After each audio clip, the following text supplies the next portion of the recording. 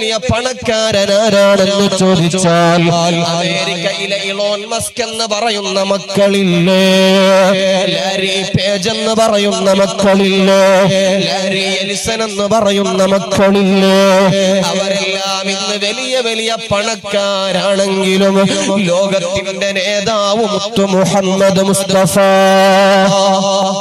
സല്ലല്ലാഹു അലൈഹി വസല്ലമ തങ്ങളോട് സ്വഹാബത്ത് ചോദിച്ചു, യാ റസൂലല്ലാഹ്, ആരാണ് നബിയെ ലോകത്ത് ഏറ്റവും വലിയ സമ്പന്നൻ ആരാണ് നബിയെ?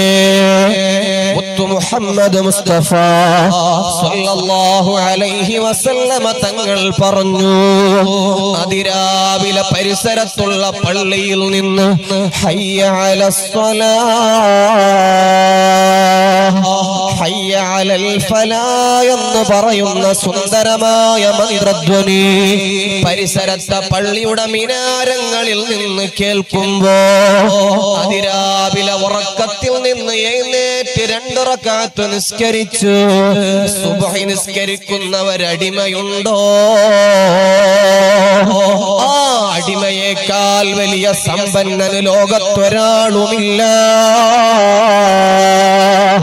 അതെത്ര സമ്പന്നനായ കോടീശ്വരാണെങ്കിലും ഗഗനചുംബികളായ അമ്പരചുംബികളായ വലിയ വലിയ നിർമ്മാണങ്ങളുള്ളവരാണെങ്കിലും സ്പേസ് എക്സ് പോലോത്ത വലിയ വലിയ ടെസ്ല പോലോത്ത കമ്പനികളുടെ ഉടമസ്ഥനാണെങ്കിലും സുബ്ഹി നിസ്കരിക്കുന്നവനിക്ക് തുല്യമല്ല.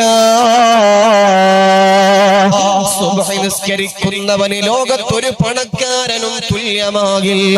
ലോകത്തിന്റെ നേതാവ് മുത്തു മുഹമ്മദ് മുസ്തഫ സല്ലല്ലാഹു അലൈഹി വസല്ലമ തങ്ങളുടെ അടുത്തേക്ക് വന്ന് പറയുന്ന പരാതിയാണ്, യാ റസൂലല്ലാഹ്, ഒരുപാട് സ്വഹാബത്തിന് ധാരാളം സമ്പത്തുണ്ട് നബിയേ, അവർ ആ സമ്പത്ത് കൊണ്ട് ധാരാളം സ്വതക്ക നൽകുന്നു നബിയേ, അവർ നിസ്കരിക്കുന്നു ഞങ്ങൾ നിസ്കരിക്കുന്നു, അവർ നോമ്പ് നോൽക്കുന്നു ഞങ്ങളും നോമ്പ് നോക്കുന്നു, പക്ഷേ അവരെ മുതല് കൊണ്ടവർ സ്വതക്കകൾ ചെയ്ത് ധാരാളം നന്മകളെ ഒരുമിച്ച് കൂട്ടുന്നു മുത്തുനബിയേ.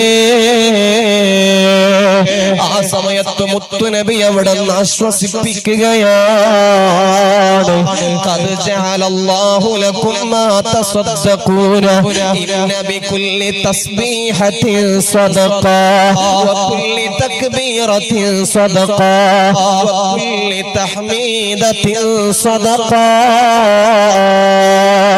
ഓ മുഅ്മിനീങ്ങളെ, നിങ്ങൾ ചൊല്ലുന്ന ഓരോ